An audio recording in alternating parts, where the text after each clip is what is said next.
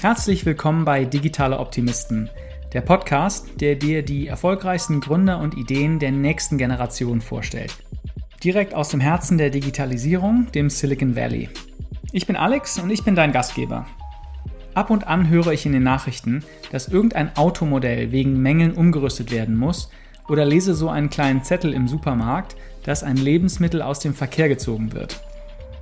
Stell dir mal vor, das würde nicht mit Autos oder Lebensmitteln passieren, sondern mit einem Herzschrittmacher. Und der Rückruf passiert nicht, weil das Ding den Geist aufgibt, sondern weil Hacker das Ding lahmlegen könnten.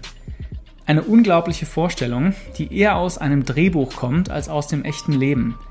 Wobei das sogar stimmt, denn die US-Serie Homeland hat einmal Hacker den Vizepräsidenten umbringen lassen, indem sie den Herzschrittmacher lahmlegen.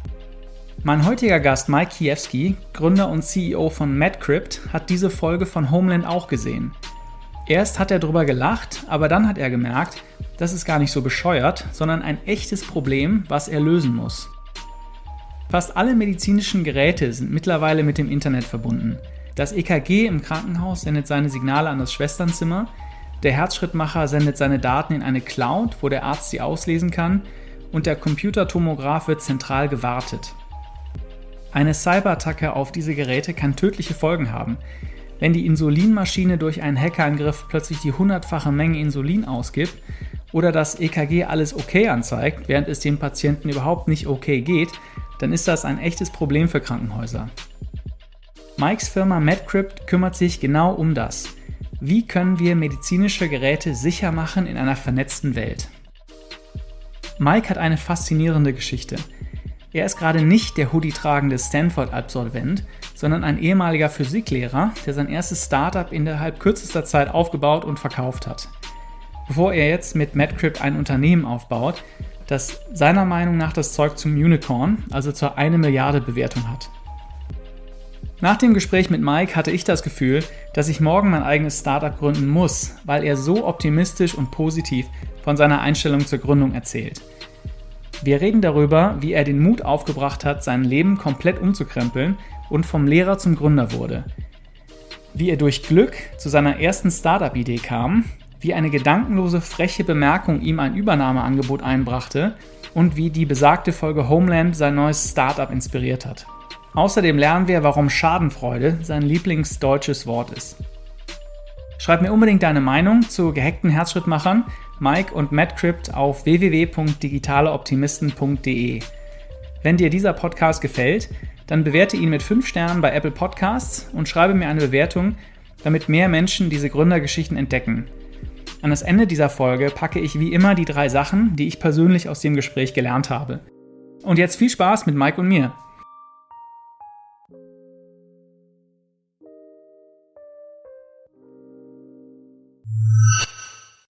Mike, welcome to the show. Thanks for having me. Mike, on Twitter, I couldn't help but notice that you describe yourself as a burrito visionary. What the heck is a burrito visionary? Yeah, I guess it's somebody who really loves burritos and eats a lot of them. And I fit that criteria, but I am always entertained by the people who describe themselves as being visionaries or change agents or these other very lofty titles, and sort of in a tongue-in-cheek way, wanted to call myself a visionary of something, but only felt qualified to be a visionary in the burrito field, I guess. Okay, sounds good. I think you have a super interesting background. You're not the classic entrepreneur that went through business administration or management, then founded a company or did some investment banking or some consulting. But your background is in medical physics. Can you tell us a bit about that? Yeah, absolutely. So medical physics is a field of applied physics where people with a background in the mathematics of generally radiation and X-rays use that knowledge to help clinicians treat patients. And people working in the medical physics field will generally either work in diagnostic imaging, so with something like a CT scanner, or in radiation oncology, where they're helping treat cancer patients using radiation. So a medical physicist can be somebody who either helps design the equipment that is used in those use cases, kind of similar to a biomedical engineer, or it can be somebody who is working in the hospital with a physician, ensuring that radiation treatments are delivered safely. So oncology and cancer treatment, Yep, oftentimes. Yeah. exactly. Yeah, and I think you were you started out as a teacher, right? Yeah, exactly. My first job out of undergrad, I was a high school physics teacher. I did that for 3 years. I loved being in the classroom. I loved working with the students, but ultimately wanted to find a career where I could do something that was intellectually stimulating, potentially financially rewarding, but also still contributing to the greater good. So I thought about going to medical school. Realized pretty quickly I would likely not be a good candidate for medical school. Rote memorization is not my strong suit. So I learned about this field of medical physics, and then sort of started working in that direction. So, I mean, you start out as a teacher in physics, and somehow you end up founding your first company and even selling it after a short period of time. What happened in between? Yeah, so I started that company right around the same time that I started in graduate school. So in the medical physics program at the University of Pennsylvania, I had previously worked for a company that designed and built radiation oncology facilities. So they needed a physicist to do a series of radiation safety calculations to determine how much radiation shielding was needed for certain hospital rooms based upon the medical device that was going in those rooms. And my job was to figure out whether this particular room needed 3 inches of lead on the inside or 10 inches of lead on the inside. And I was surprised to learn that industry did not have any specialized software to do that analysis. So most physicists doing this radiation safety analysis was doing the calculations with either Excel or Microsoft Word. So I set out to build a software application that was a little bit like an AutoCAD kind of two-dimensional drafting application, but that had the radiation calculations in the background so that a physicist could do this calculation visually. So I started this company when I started at grad school, really not knowing anything about starting software companies or raising money or what was common or what was not common for an early stage company like that. Sort of got lucky, found a great couple of co-founders, built an alpha version of this product, and got some interest from a couple of big companies working in the space. And over the course of the first 2 years of graduate school, determined that this was something that was promising enough that it required my attention. So I ended up applying to the MBA program at the University of Pennsylvania. While I was finishing up that physics degree, got into that program and was able to sort of craft the curriculum there to help me with the company that I was running on the side. And then sort of fortuitously, about 18 months after finishing business school, was able to sell that company to a medical device company in the Bay Area, the largest manufacturer of radiation oncology equipment. Wow, congratulations. That is a huge win. So you're in grad school, you're in this, let's say, protected environment.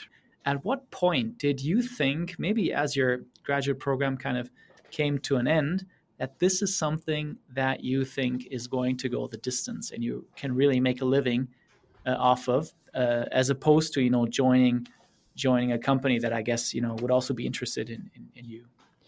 Yeah, so there's two things that I spend a lot of time thinking about around that time. So the first is obviously, is this a viable business? And at that point, we had 2 paying customers. We were generating, not a ton of revenue, but a couple $100,000 a year in revenue.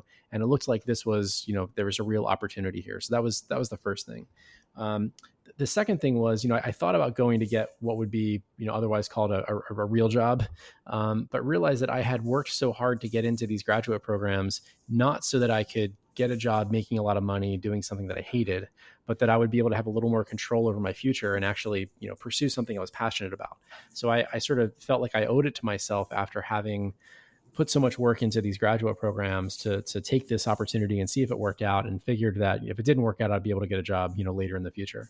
And sort of ironically, the fact that I ended up working on that startup full time, it was, regardless of the fact that the company ended up being acquired, I think it was ultimately a better career decision than going to get one of those investment banking or VC jobs. Because even if the company had failed, I met so many great people over the course of running that company that I would have been able to sort of move sideways into a job that was probably more exciting than what I would have been able to have gotten right out of graduate school anyway.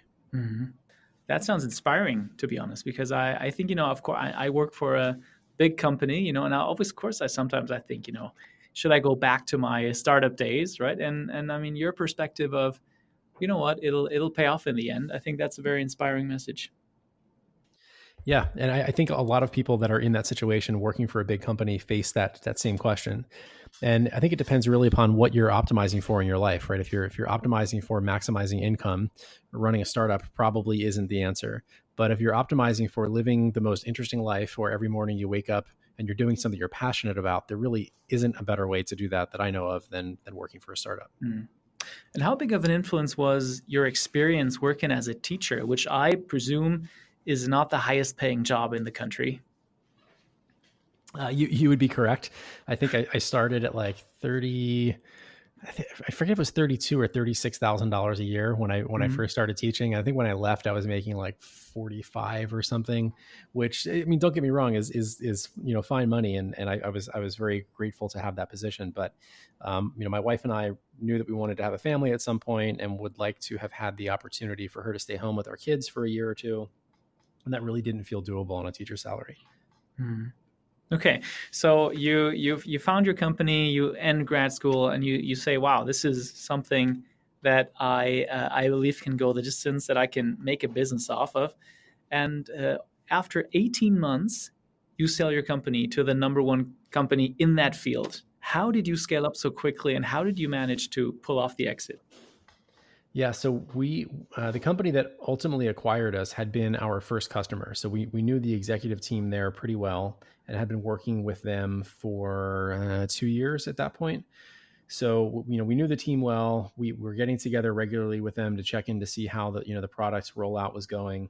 And there was one particular meeting where I at the end of like a 2-hour sort of check-in meeting, I said to one of the VPs, like, "Hey, we're working on this new product. Would you like to see a demo?" And he said, "Sure." So we gave him a demo of this new product that we had been sort of prototyping. And I remember the VP saying, "So, like, what's your plan with this? Like, what are you doing with the company? What is your plan overall?" And without really thinking, I said, "We're just going to keep building cool shit until you buy us." And as soon as I said it, I'm like, "Oh, that was a terrible thing to say. It was incredibly obnoxious. I should not have said that." But the guy's like, "Okay, sounds good." The meeting ended. I went to the airport, and I remember sitting in the San Jose airport about 2 hours after that meeting when I got a text from the VP saying, "Hey, I think we should buy your company." And at then I'm like, I guess I'm glad that I said that obnoxious thing without passing it through my mental filter. Mm-hmm. So it ended up being about, I think, 15 months between the time that we had, that particular meeting and when the acquisition closed, which was a long time. Some of that duration was because of things that were going on our side. Some of the things were organizational on the acquiring company side. But it ended up being a really good match. And couldn't have been happier. I mean, if you would have asked me 5 years prior, if you could have any company acquire you, who would it be? And other than an Apple run by Steve Jobs, this company was the number one acquirer, and I couldn't have been happier that it worked out. Yeah, that sounds great. So this company acquires your startup, and I think you stay in that company for a bit, right? Maybe even as part of the deal. And at some point, you feel the urge to found another company. When did that happen?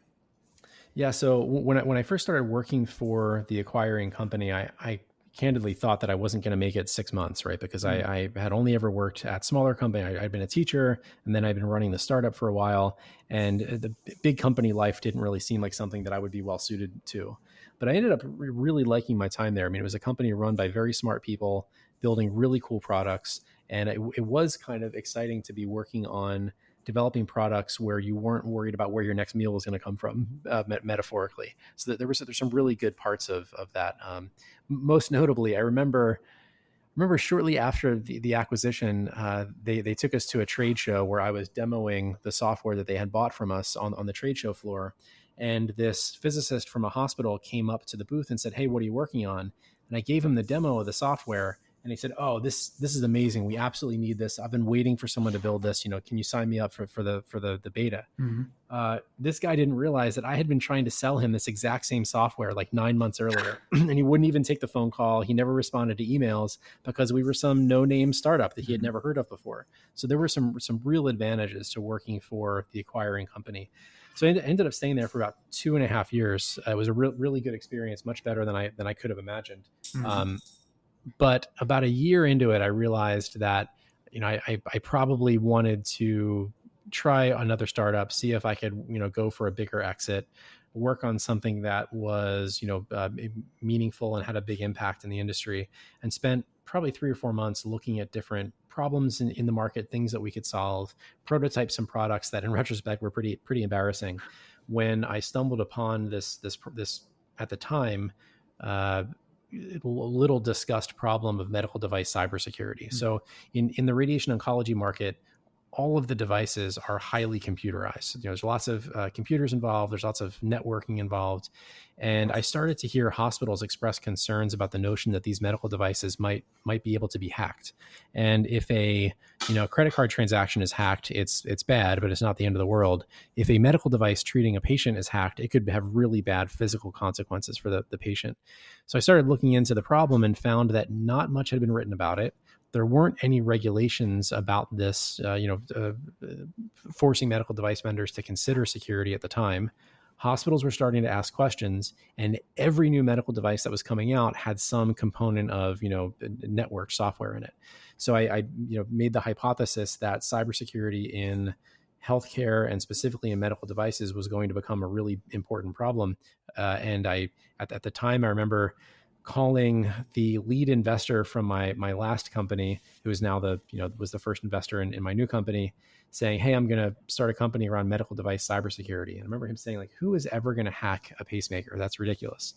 And over the 6 months after that conversation, a couple of things happened where there was a product recall related to a medical device security issue. There was a company that basically spun out a large product line because of a security flaw. There were a couple of ransomware events with hospitals that at the time was the first time this has happened. So within 6 months of that conversation, it was clear that maybe there really was something there. And there's this concern. There's this episode of a TV show called Homeland, where there is a terrorist group that wants to inflict pain on the United States. And the way that they do that is they hack the vice president's pacemaker. And in the TV show, they end up killing the vice president by hacking his pacemaker and making it do something it shouldn't do. And I remember when that show aired, me personally thinking that's ridiculous. That could never happen. But after doing some research, it actually it's plausible. I don't know that it's likely, but it's plausible that somebody could do something like that. And it's pretty clear that if you are a high profile person like the Dalai Lama and you're receiving medical care, who knows if there's somebody that wants to do something something bad to you. But I think actually the bigger concern, and I didn't understand this 3 years ago when we started the company, but now it's pretty clear to me that we don't necessarily need to be as concerned about a targeted attack on somebody like the Dalai Lama as we do need to be concerned about people looking to profit by interrupting clinical care. So this idea of like shutting down a city with ransomware and then charging them $1 million to get all their data back. Well, if somebody could remotely shut down an entire hospital, that would be really, really problematic. And if there were medical devices that used normal commercial off-the-shelf software like Windows, and it's out there connected to the internet, who's to say that it wouldn't become infected with just some random malware that was designed for your grandmother's PC that ends up just happening finding its way onto an MRI scanner. So this is a really big problem that affects anybody that receives healthcare at any time. And it's not just sort of the hyperbolic example of a public figure, being the subject of an assassination attempt. It's also just, these devices are connected to the internet, and there's a lot of stuff out there on the internet. Mm-hmm. So let me understand. So I'm not too familiar with medical devices. And fortunately, I don't have a pacemaker or those kinds of things. But why are medical device manufacturers upgrading their devices with, I guess, Bluetooth? Yeah, so it's a good question, and the short answer is sort of like because they can, right? I mean, medical device vendors are not that different than smartphone manufacturers in that they want to create products with compelling features that cause patients and hospitals to want to buy new devices. So if you envision something like a CT scanner that's designed to image a patient's lungs or brain or whatever, and it creates a digital image of the patient. That digital image is great, but it's not that helpful if it's stuck on the machine. So if you can't send that CT scan to your primary care doc or to a radiologist in another hospital, then it's much less useful. So it's very clear, like in diagnostic imaging, that you need some level of networking to get the images from where they are created to where they're actually viewed and read. But then if you look at any other computerized medical device, there's some similar benefit, right? If you have a vital sign monitor, it's only so helpful if the nurse needs to walk into the room to read your heart rate.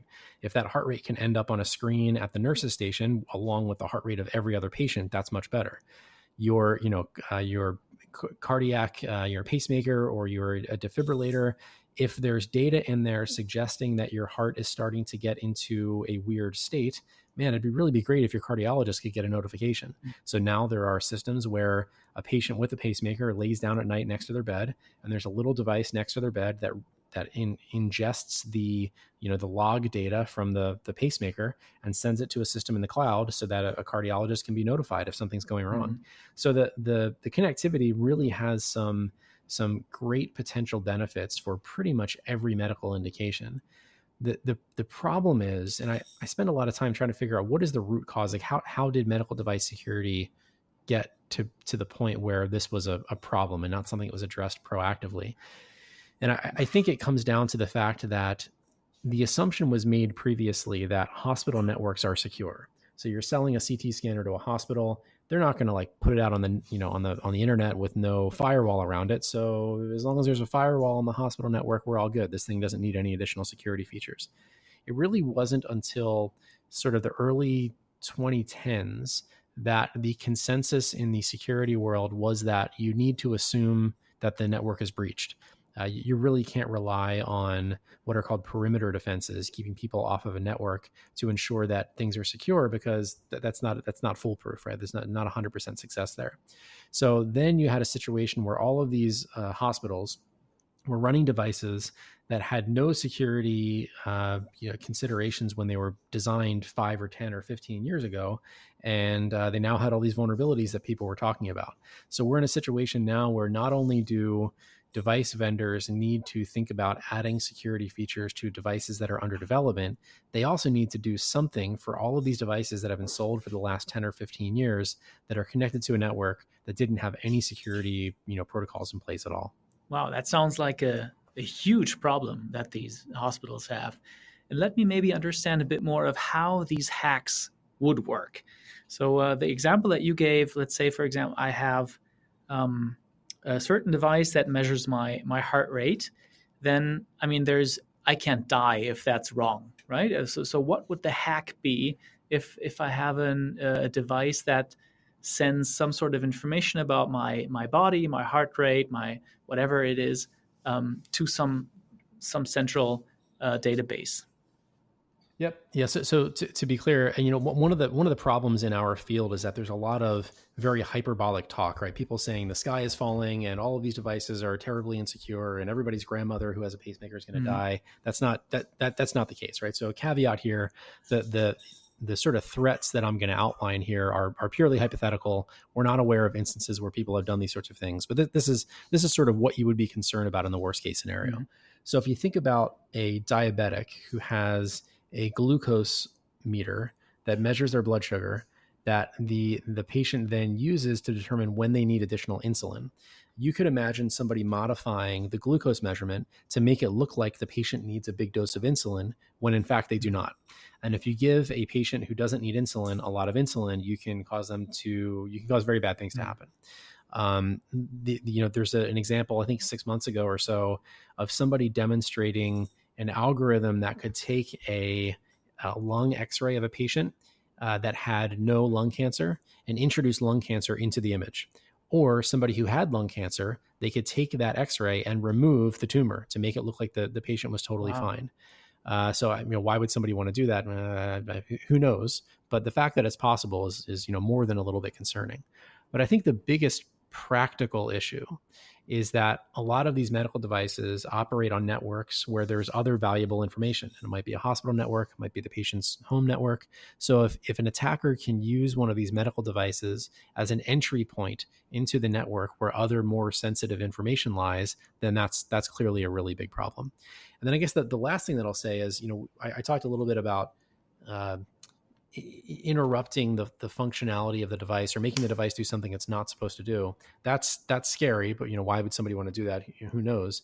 There's also a really big problem. What if somebody urgently needs a CT scan, right? Patients who present at the hospital with a stroke need to have, and I'm not a physician, but my understanding here is they need to get a CT scan to determine if the stroke is of a, one type or another type. And the ability to diagnose the type of the stroke is really key to ensuring the patient's good outcome. And if the patient arrives at the hospital and the CT scanner is down because it was running Windows XP and now it's got some crazy virus on it, then that's a really bad situation. And you don't need a targeted attacker out there, trying to target that CT scanner specifically. You just need that CT scanner to be connected to a network that's connected to the internet that has bad software out there running on it. So there's all sorts of reasons to be concerned about this. Everything from the Homeland example all the way down to a simple medical device running Windows, catching a virus and no longer being available. Wow. Well, thank you for outlining the issues that this could cause. That made me really understand the scope of this problem. And it's not like, when I researched this a bit, it's not like no one has ever tried it, right? There are some not bad actors out there, but I think there was one example in the recent past where a company worked with a venture capitalist, not a venture capitalist, with an investment fund, and they hedge fund. There we go, and they exposed these kinds of risks. Yeah, absolutely. So that's one of the other insights that we made shortly after starting the company was that while it will be really bad for a medical device vendor if an attacker actually exploits a vulnerability and harms a patient, it's almost equally bad if a researcher finds a vulnerability that causes that device vendor to not be able to sell that product for some amount of time thereafter. So the case that you're referring to is one where a group of security researchers found a vulnerability in a medical device, and rather than disclosing that vulnerability to the manufacturer directly, my understanding is that they partnered with a hedge fund to take a short position on the stock of the manufacturer. And then when they communicated the existence of this vulnerability, they talked about how devastating an impact it could have on the stock price of that manufacturer. And that company was in the middle of an acquisition, and the market cap of both the manufacturer and the company trying to acquire it dropped by about $1 billion each overnight.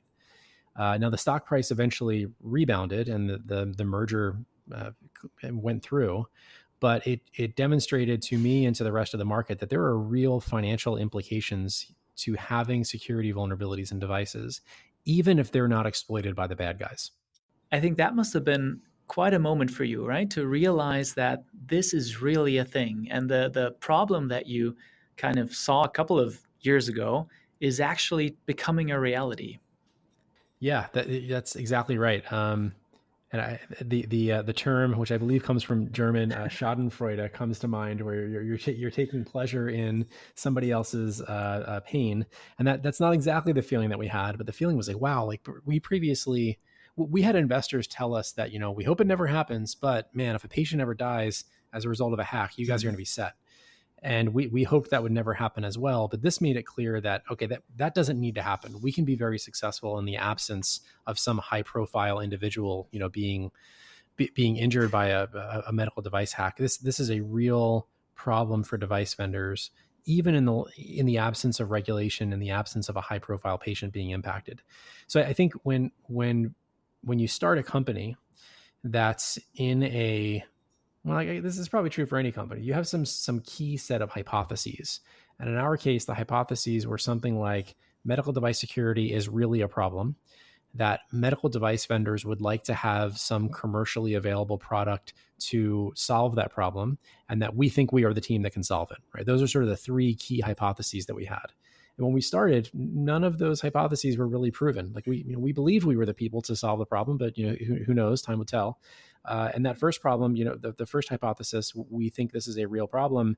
Again, we had seen it when we were working for other device vendors, but it wasn't obvious to the market yet. So fortunately, in the last 12 months, it's become very clear that this is objectively a problem in the healthcare industry. It'd be very difficult to find somebody who argues that medical device security is not a problem in the healthcare industry. And then the number two hypothesis, that medical device vendors would like a commercially available tool to fix this, has also been demonstrated to be true. Whether or not we are building exactly the right product, I feel like we're in a position where we have very good data to suggest that we are, but it's very clear that there are commercially available products that are getting lots of traction in this space. And there's no reason to think that device vendors want to innovate around security and do all of this on their own internally. And then finally, are we the right team to build the product? All signs point to yes so far, right? But these are the hypotheses that we need to be proving continually every day. And that incident of a hedge fund shorting the stock of a manufacturer after a vulnerability was found went a long way to demonstrating that first hypothesis was true. Yeah, well, you got me convinced, to be honest. So would you say that you're the Norton antivirus of medical devices and hospitals? So it depends who you're talking to. If I was talking to somebody outside of our industry, sure, I would say that's a decent explanation of what we're doing. If you're talking to somebody with some experience in security or in healthcare, Norton antivirus probably isn't the best metaphor there, because antivirus is a very specific technology that has a very specific use case that may or may not really impact the sorts of vulnerabilities that the FDA seems to be concerned with. I actually take especially when talking to people that are in the Bay Area and sort of familiar with various different startups, I actually use the metaphor that we're trying to do for medical device security what Stripe did for payment processing. And it seems like maybe a weird, disconnected metaphor at first, but if you were building a web application in 2010 and you wanted to accept credit card payments, it was remarkably hard to do so. Like, you could set up a PayPal site, but your user was redirected somewhere else. They had to have a PayPal account. It was really not a great workflow. Or you could set up your own credit card processing, but you needed to work with a credit card gateway merchant and get some account, and you had to pay a big fee to get going. It was a really big pain to accept payments online, surprisingly, and as late as 2010. So Stripe comes along and says, okay, we're just going to pretend that we're building payment processing for us, but we're going to build it in such a way that lots of other companies can use it. And essentially, they took what was previously a very complex task, and they gave users 7 lines of code with which they can accept credit card payments. We're trying to do something analogous in the security space, right? So if you were to talk to an engineer at a medical device vendor and say, what sorts of features would you like to see in your medical device to make it secure by design? You'd get some pretty similar answers, right? You'd say that, well, we should be encrypting data. We should be signing data so that we can be certain that it hasn't been tampered with. And if we're going to do cryptography, well, we need good key management. And then on top of that, we should probably be watching what these devices are doing so that if a device is under attack, we get an alert somewhere. And those are exactly the features that we set out to build at MedCrypt in a way that we can give, it's not 7 lines of code, but ideally it's a pretty small number of lines of code that we give to an engineer building something like a pacemaker or an insulin pump or a CT scanner to get access to all of those features without needing to have to build them from scratch. That's really interesting. So let's kind of talk about your customers. So, you've convinced me that this is at any point in time, if I'm in a hospital or, I don't know, at some point, maybe getting some medical device implanted, I would really be glad if everything would be hack proof. But how does the go-to-market side work? How do you approach your customers, and how do you do marketing? Yeah, so it's a great question, and one that we are evolving, that we're sort of innovating on every day. So the first thing that I'd say is, when we first started mapping out what a company focused on medical device security would look like, we realized there were really 2 ways to go to market. One was to sell some product or service to hospitals that the hospitals could use to retroactively improve the security of devices they already owned. And we sort of quickly realized that was not an approach that we were particularly interested in for a bunch of reasons, not the least of which is hospitals don't have very high profit margins, right? Lots of hospitals in the US are actually losing money. So to say, hey, spend a bunch of money securing your devices, it wasn't something that helped them make more money. So it's actually a relatively tough sell. Also, you're pretty limited in terms of the ways that you can improve the functionality of a medical device that has been already approved by the FDA. So you're sort of limited to a couple of key sets of security functions that are beneficial, but are not addressing the root problem in a very comprehensive fashion. So we took the other approach, which is let's work with medical device vendors upstream while they are writing the software that ultimately goes on these devices to build security features in so that these devices come off the market secure by design, right? We sort of jokingly say that 5 years ago, it used to be okay to build a medical device, ship it, and then pray that there were no security problems. Whereas now the market and the FDA are really demanding that medical device vendors sell medical devices that are secure by design, right? Take a proactive approach to security. So now as a device vendor, you need to secure the thing while you're building it, then you ship it. And if you do that correctly, we believe you can win in the marketplace. So that's sort of our approach to the problem and the stakeholders that we're talking to. Now, the trick then becomes, how do we make it clear to medical device manufacturers who are building these devices that this is a big problem they should be addressing and they should be using our product to do it? And what we have found is that while 18 months ago, we would occasionally hear from a medical device vendor, this isn't really a problem, we have it under control. Most medical device vendors today will tell you, hey, this is a big area of focus for us. We're spending a lot of money on it. We're spending a lot of engineering resources on it. If there's a way that you can help us do this better, let us know. That's been a big change over the last 12 months or so. And the other thing that we spend a lot of time doing is trying to figure out in a given organization, who is the stakeholder that would be most enthusiastic about a product like ours. And sometimes it's somebody who has, product security in their title. It could be a director of product security. It could be a chief information security officer. A lot of times it's actually the software engineers that would be building these features from scratch on their own anyway. So we spend a lot of time meeting with various stakeholders inside device vendors to figure out, who is taking the bulk of this responsibility and how can we make their lives easier. When you're talking to these medical device manufacturers, one analogy that came to my mind, and I'm not sure if this is accurate, but let's say, for example, I have a car manufacturer. Let's say, I don't know, I'm German, so let's say VW, and they see that there is some flaw in their product. They have to recall the product. That's the worst case that they have to deal with. It's tons of money, tons of time. Customers are not satisfied. Would the same thing happen to, let's say, a line of pacemakers that they would be recalled? But I wonder, if yes, how they're implanted in someone, right? How do you recall these products? Yeah, so the answer is yes. That exact thing happens, right? And the first example of this was, in fact, the same manufacturer that was the subject of that short seller strategy. About a year after that whole thing went down, ended up having the first recall of an implantable medical device due to a cybersecurity vulnerability. So they came out with an update to the pacemaker firmware. Now, the good news is that most, if not all, implantable medical devices are designed in such a way that they can receive some sort of information wirelessly, right? So a clinician can come with a wand with a computer in it, wave it over the patient's chest, and they can change the settings of the implantable medical device. That same wand can be used to update the software on that implantable device. So in the case of this pacemaker that had the recall, it wasn't that the patients needed to have the pacemakers removed. That would be really, really bad. It's that the pacemakers needed to have a software update or a firmware update that happened after the patient went into the cardiologist office. But still, it was a really big problem for the patients to have to go into their cardiologist office, have this procedure done.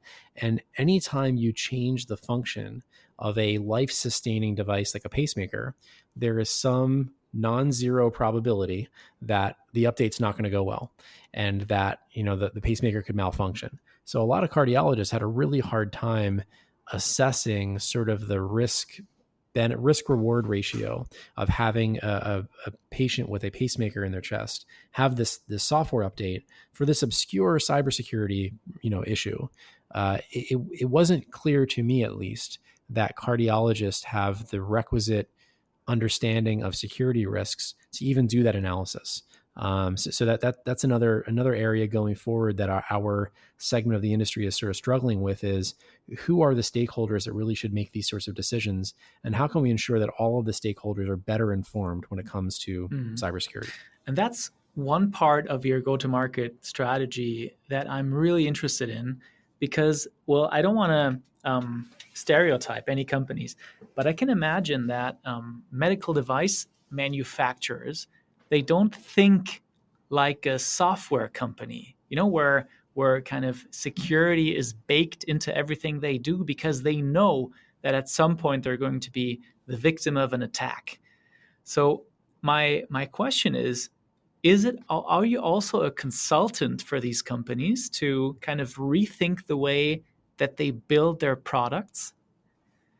So it's a really good point, and I think most big medical device vendors had to start writing software some many years after the company was founded, right? So a lot of these device vendors have been around for 40 or 50 or 60 years, and the medical devices of 60 years ago didn't have a lot of software in them. So I guess what I'm trying to say is that generally software development wasn't an original core competency of your average medical device vendor. It's not true for all of them, but it's true for a lot of them. So that's the first thing. It's just like software is new to them on some level. And then number two, when it comes to security by design in software, well, not even all good software companies have that as a core tenet of their core of their development culture. So medical device vendors have definitely had to either over the last couple of years make that a core tenet of their development process, or are in the process of doing that. Now, to your question about the consulting, we're not a consulting organization. Like, we don't charge consulting fees to come in and talk to device vendors about this, but we do spend a lot of time sort of evangelizing for what we see as being good development practices around security. So we'll occasionally talk to a device vendor that says, we're at least a year away from doing anything around security in the device. We haven't even really started to think about this. And we'll say, okay, how about we come in, we'll have lunch with your engineering team. We'll talk through what this problem really is, what other companies are doing to address it, and what should be on your roadmap for the next year. And we do that genuinely because we think that a company that is admitting, hey, this is not a core competency of ours yet, we need to help get them up to speed as quickly as possible. And we're not charging for those services. We're not trying to sell additional consulting services, but we're doing that with the hope that when that company does decide to start building security into their devices, they'll think back to those conversations we had, and perhaps they'll consider using our product to do that. Got it. Okay, so evangelizing might be the better word. I understand. Let's kind of shift gears and talk about where you stand with your company. So I know that you graduated Y Combinator not so long ago. Where do you stand at the moment? How big is your company? I think you closed a seed a financing round not so long ago. Can you maybe walk us through the big steps that you took since founding the company? Yeah, absolutely. So we raised about $1 million in what is now, I guess, called a pre-seed round. When we first started the company in 2016, about 18 months later, in early 2018, we raised a seed round led by a venture fund called ENIAC Ventures. It's been just great to work with. Awesome venture fund, really good partners. We ended up doing Y Combinator in the winter of 2019, this past winter. And candidly, I went into it thinking that because we had already raised some money and we had been at this for a year or two, we might be a little bit ahead of the average YC company, or maybe we wouldn't be able to get as much out of the program. And that wasn't the case at all, right? The YC program has a really awesomely broad spectrum of companies in terms of the problems they're solving, the size of the company, the traction that they have. So YC ended up being a really, really great experience for us. And then we ended up signing a term sheet for a Series A before Demo Day. So we didn't present at YC Demo Day, which I was a little disappointed not to be able to get up on stage at Demo Day, but it was also pretty great to be able to have a term sheet from a fund that we really liked, but before Demo Day, and then close that Series A this past May. So we went from 5 full-time employees in May. We're a little over 10 now. We'll be at 15 by the end of the year, growing pretty quickly from a headcount perspective. And we've really seen that this most recent financing, happened right around the same time that a lot of these device vendors saw the writing on the wall that medical device security is not going away. This is a priority that they have to have internally. And we've seen some pretty awesome ramp in the adoption of security products inside these big companies. So you got the financing, you probably got a bit of runway. Where do you spend your most time? Yeah, it's funny. I used to feel pretty strongly that as a founder, as a startup, you really only are doing one of two things. You're either building the thing or you're selling the thing. And I would always see these startups that had people in weird roles that didn't seem to be related to buying, to building or selling, and thought it was sort of a waste of money. I'm now finding that I am spending most of my time not building anything and, doing less selling now that we have, some salespeople that are joining the team. So I'm spending a lot of time on, hiring, spending a lot of time on hiring, spending a lot of time trying to have a deliberate corporate culture, building a company that I would want to work for if I were, out looking for a job. And then spending a lot of time strategically trying to figure out, okay, back in 2014, we did a good job of predicting where medical device security would be in 2019. Well, where is security going to be in 2024? And what can we do today to prepare for that? That sounds really interesting. So let's maybe focus on the hiring part. What do you find in your position are the biggest challenges in hiring, and how do you decide if you want to hire a certain person for a certain role? Yeah, so it's a tight labor market. So just finding good candidates for jobs is challenging, I think, for any company. We have a unique challenge in that if you look at the Venn diagram of skill sets we need somebody to have, it's a pretty uncommon overlap. So having a software engineer who's worked on embedded systems and knows a bit about security and knows a bit about highly regulated markets like healthcare, there's really not a ton of people out there like that. So we spend a lot of time trying to find people that have some subset of those experiences and skills. We also want to make sure that we are hiring people. I mean, this sounds like trite, or I don't know, like not a very novel concept, but it's really challenging to find people that, rather than just accepting instructions and going off and doing the thing you tell them to do and then coming back when they're done, we need to find people who will look at the problem and say, hey, there's this aspect of the problem you haven't considered. You need to do it this other way. Here, I did a prototype. Take a look at this. We should do more of this. Finding people who proactively address problems when they're found without needing to be given specific direction is really important at an early stage company. And it's really hard to screen for during, the interview process. And how do you attempt to do that? Some of it is, having conversations where you give people hypothetical problems. What would you do in this case? What have you done for prior employers? Give me an example where, you felt something should be done a different way than the person you reported to. But another thing that's been really helpful for us that really wasn't a deliberate strategy is, before we had closed our most recent funding round, we had some additional engineering needs that we couldn't fulfill internally, and we couldn't make an explicit hire on. So we found a couple of engineers that were working as consultants, individually, not an outsourcing shop, but somebody who was doing consulting work on their own.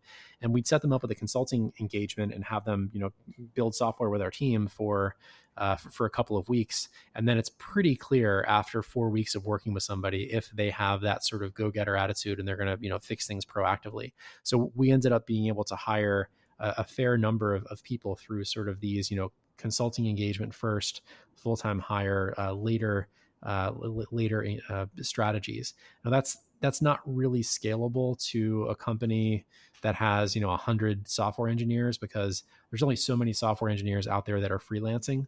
But we were able to build a software team of a dozen people or so, with some subset of them having been contractors first. And so you said, what I loved about what you said before is, well, people are either building the thing or selling the thing. What is the ratio in your company, and how is that evolved over time? And what do you think how is that ratio going to shift in the next couple of months or years? Yeah, so right now it's about 3-to-1 builders versus sellers. And I've heard from other people who have built similar companies that it sort of ends up approaching 50-50. And as an engineer at heart, it sort of frightens me to think of an organization that's 50% salespeople, but not salespeople per se, right? But 50% non-engineers. But we went from being effectively 100% engineering to being 75% engineering, 25% sales and marketing.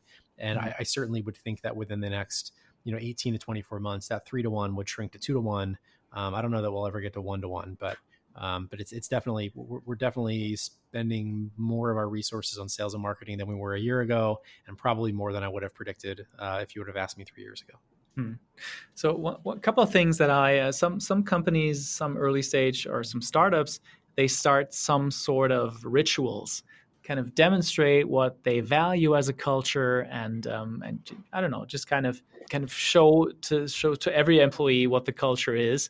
Do you have any of those things that you guys are doing? I'll give you an example. There's a TGIF at Google where all the company comes together on Friday in the early days, and everyone gets to ask every question. Do you also have some of those things? Yeah, so we have we have daily engineering stand-ups. We have a weekly all hands where we talk about some the business things and where things are heading as a business. During those all hands, we have some rituals where somebody on the team will, and this was suggested by one of our team members, Vidya, who came from another big company, saying, "Hey, it'd be great if every week during the all hands, a new person tells us something about them we don't know." And I sort of admittedly thought it was kind of, maybe kind of corny at first, but we've learned some really interesting things about our coworkers that we wouldn't have known had we not asked. So that was, one really cool ritual that we've started. But I also think my co-founder, Eric, and I are very deliberate about the way that we communicate with the team, whether it's on those sorts of meetings or in person or on Slack. We want to build a culture where everybody feels enabled to let us know if we should be doing something a different way, right? We're not hiring people to just execute on the vision that we've laid out. We are hiring people who are smarter than us to let us know what we should be doing differently. And that, when an employee brings up a concern in an all hands meeting, as the founder, the way you address that concern goes a long way in communicating what the company's culture is around, employees being proactive. So if somebody says, "Hey, we should be doing X," and I immediately say, "Nope, we're doing Y," well, people are going to be pretty reluctant to pull the lever or whatever the Toyota manufacturing analogy is there. But if you say, "Hey, you think we should be doing X, why is that?" and they explain it, and you say, "Oh, that's really interesting. Let me do some research and we'll talk about this in tomorrow's meeting." Then people start to think like, "Hey, I can, if I have an idea, I can bring it up too."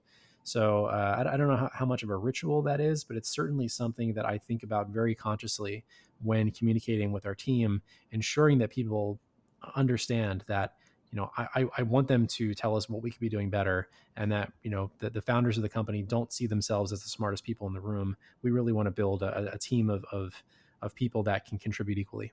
Mm-hmm.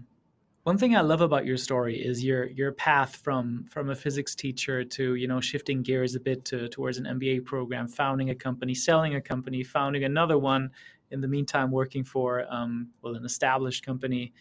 And I kind of wonder, what is the area? Maybe it's building a culture, maybe it's hiring, maybe it's selling, maybe, I don't know, it's engineering, of where you think you made the biggest progress, your biggest personal progress in your life or as a founder for MedCrypt? Yeah, that's a really good question. So one thing that I think that I was not particularly good at, let's say right after undergrad, that now I consider myself to be reasonably proficient in, is storytelling. And I think a lot of, especially technical founders, assume that if you build a really great technical product, people will just, beat a path to your door and they'll buy it. When in reality, I think the most important skill in starting a company is being able to tell a story, right? You're telling a story about a vision of the future that is going to exist, and the person you're talking to just doesn't know it yet. And your success as a founder is sort of dictated by how well you were able to convince those around you of the story. That's true for getting a co-founder, for hiring your first employees, for selling the product to customers, and to raising money from investors. And I think that being sort of ironically, being a high school physics teacher was really instrumental in me developing those sorts of skills. Because imagine every day you're getting in front of 30 students who don't particularly love physics, and they think that this is, some boring class they just need to do to get through high school. And you need to make them passionate about the subject. You need to, keep them engaged and help them succeed. And I found that I needed to do a lot of work to ensure that my presentation style was engaging, that I was able to get people excited during physics class. And I never would have guessed, but that skill has ended up being really, really useful, in the career that I'm in now. Well, I can tell you, just from the course of our conversation, that is surely a skill of yours, right? I'm thrilled by the problem and the story that you're telling. One thing I was wondering, so what is the difference between storytelling for a startup and the saying "fake it till you make it"? I mean, those are two very distinct but equally important concepts, right? So for me, storytelling is, in our case, is something like the following, right? It's hey, it's 2014. Security is a really big issue in medical devices. Look at the current state of security. This can't possibly be the way that things are going to be long term. If you look at any other adjacent industry, that's not how it's gone. And on top of that, medical device vendors, them having to build all of the security infrastructure on their own, that's not the way that they work. They use Microsoft SQL for their database. They use an operating system. They use all these other applications. They use cloud, for all these other tools for their applications that are on the web. We need to give them a tool they can use for security. So that's sort of the storytelling, right? The fake it till you make it part is distinctly different, where when you are selling to big medical device vendors, you can't look like two people in a basement, because big medical device vendors don't buy stuff from two people in a basement. So on some level, you sort of, as a founder, I forget what the exact quote is. It's something like the job of a founder is to blur the line between what is true today and what will be true tomorrow. And it's a really difficult task, because if you do it well, you end up being able to bridge that gap, and you're delivering products that your customers ultimately love, even if you really weren't 100% confident you'd be able to deliver it the way that they wanted it. If you do it the wrong way, you end up being, one of these companies where the founder has swindled investors out of billions of dollars and now may or may not be in jail, because you've totally misrepresented the state of the company to everybody involved. So that is a line that needs to be walked, and there's a big gap between those two things. But I think that's one of the reasons that we've seen a couple instances where founders have had to do things which in retrospect were not moral or ethical or good ideas, in order to make up for some promises they made. And that's a really important thing for founders to ensure they are not doing. Mm-hmm. This has been really interesting. I do want to segue to the rapid fire questions. What is the one thing you wish you knew before founding MedCrypt? That the FDA wouldn't pass guidance affecting us until 2018. Okay. What accomplishment are you most proud of? Predicting that medical device security would in fact be an issue, and that there were some good ways to approach it and some bad ways to approach it. This is a tough one. I'm really interested in what you're going to say. How do you define success? Personally or as a company? Let's say personally. Any day that I get to wake up and work on cool new technology with people that I like working with, living in California, is success to me. So I consider myself currently to be tremendously successful. The job now is just to ensure that I get to continue being successful. I love it. And as a company, how do you define success? Having a good outcome for all stakeholders. So ensuring customers, investors, employees are all satisfied. Who's the person that inspired you the most? Corny answer, but my parents for sure came up against some pretty serious adversity and have been able to do tremendous things in spite of it. Wow. What is the skill you admire most in others? Organizational skills, because I lack them so thoroughly. Okay. This might be an easy one or a hard one. Snowboarding or surfing? Ooh, that is hard. I live by the beach, so it's surfing now. The answer would have been different 15 years ago, but I'll go with surfing today. Okay. Almost done. What is the biggest challenge you think you will need to solve in 1 year? Matching customer acquisition with engineering resources. So you have to walk me through that. So what do you think is going to happen? You're going to have much more demand that you have to kind of solve for and build up engineering resources? So as a startup, you can spend a lot of money building a product that it turns out nobody wants, or you can have a product that so many people want that you can't build it fast enough. And those two things are almost equally bad. So ensuring that you're somewhere between those two use cases is sort of your core job as a CEO. The final one is, what is the best advice you have ever received? In the context of entrepreneurship, it takes the same amount of energy to build $1 billion company that it does to build a $10 million company. I definitely thought too small earlier in my career, and it's very important for new founders to be thinking very, very big. And when did that change? I mean, between the first company and the second company. The first company, if everything worked out perfectly, it would have been a $10 million company. The problem that we're solving now is a $5 to $10 billion a year problem. It's a much, much bigger problem. And I can tell you, I'm losing just as much sleep and just as stressed with this company as I was with the last one. Got it. So, Mike, I think I thoroughly enjoyed this conversation. We talked about you personally, from your path from teacher to founding, a $5 billion company soon. We got to know your company. You talked us through the problem of seeing an episode of Homeland where the president gets hacked, and kind of evaluating the problem. We talked about how you lead the company, some of the problems that you are facing, that you're going to solve and that you're expecting to solve in some time now. And I can only end this podcast with wishing you all the best for your future and for your success. Thank you very much, and I really enjoyed the conversation. Thanks for having me. So, hier ist wieder Alex und ich sage dir jetzt die 3 Sachen, die ich aus diesem Gespräch gelernt habe. Erstens, es ist nie zu spät, denn jede Gründergeschichte ist anders. Mike ist nicht der klassische Harvard- oder Stanford-Absolvent, der direkt aus der Uni sein Tech-Startup gründet. Mike war Physiklehrer und hat erst sehr spät erkannt, dass er einer anderen Leidenschaft folgen muss.